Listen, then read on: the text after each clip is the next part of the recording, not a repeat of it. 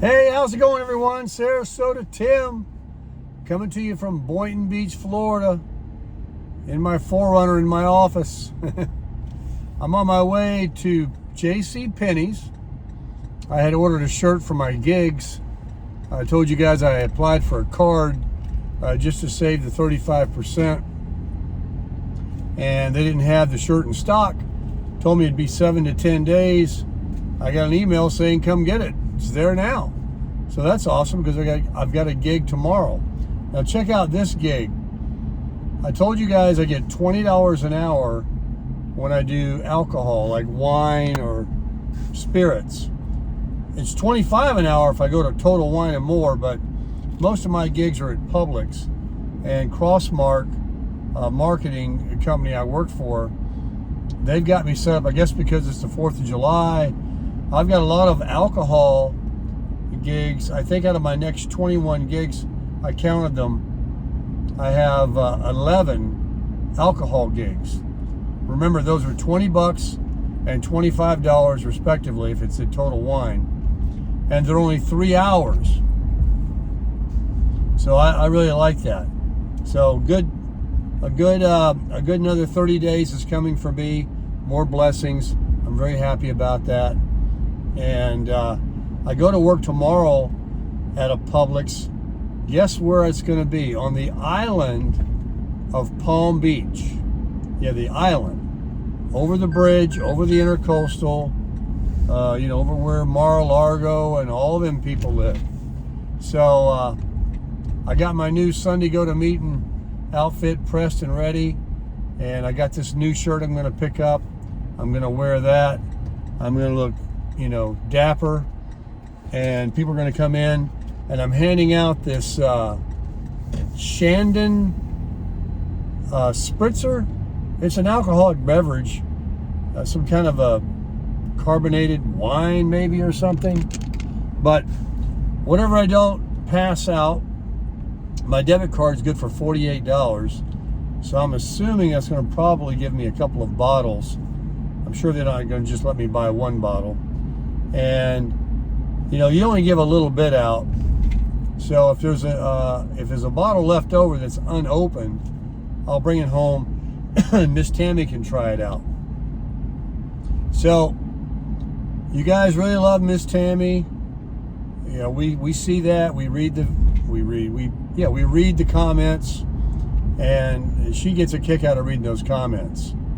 Now, I've made a comment before about disparaging comments, and believe me, it's hardly worth mentioning because everyone is so loving and kind with your wonderful, positive comments about my positivity. I love it. I love it.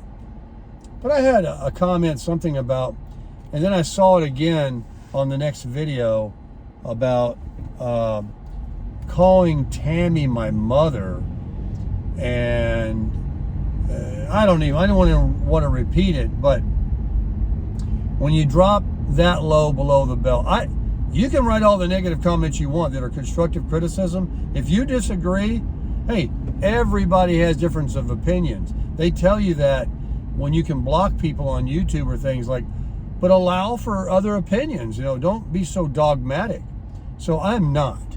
I would never block anyone, but you can't be ugly. You got to keep it friendly. You got to disagree articulately. You can't drop below the belt and say things.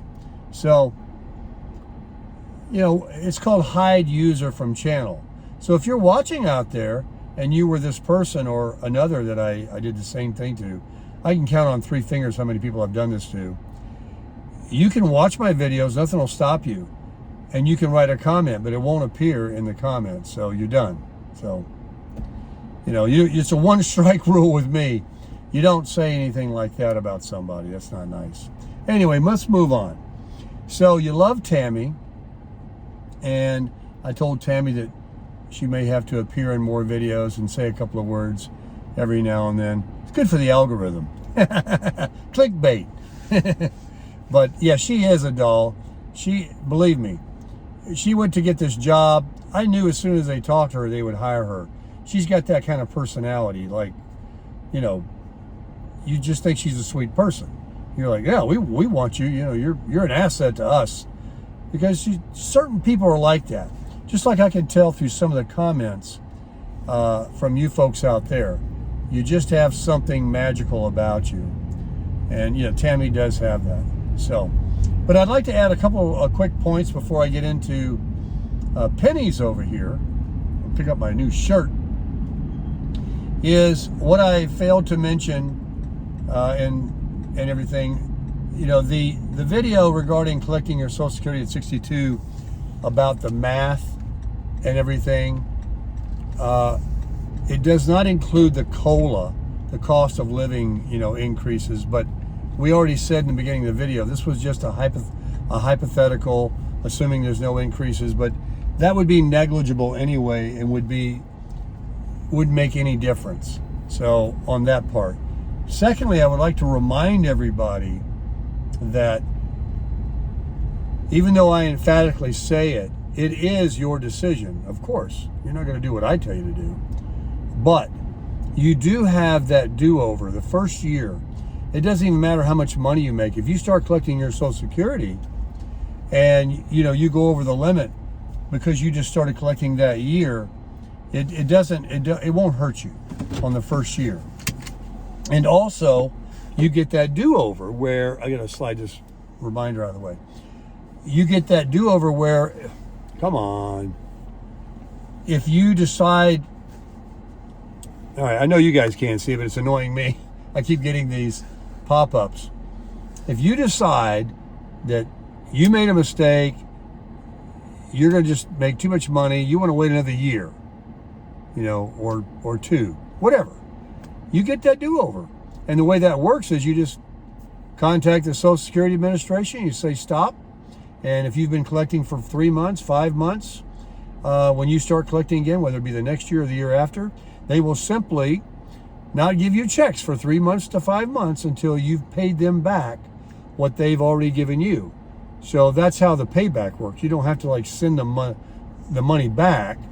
They just, you know, whenever you're ready to start collecting Social Security, again, they'll just hold those checks back. So there's a bonus. And don't forget that big bonus. If you start at 62, the first year you're not going to be hurt on your extra income, and the last year before full retirement age, because the calendar year that you become full retirement age, which is for me is 66 and 8 months, you get to make $56,000. So that might be even more then.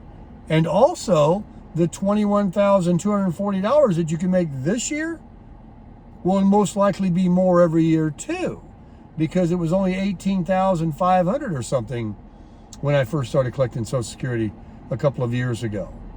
So, I mean, really, it's just more reasons to get your money now, because you're not going to be hurt in the first year. You get the do-over.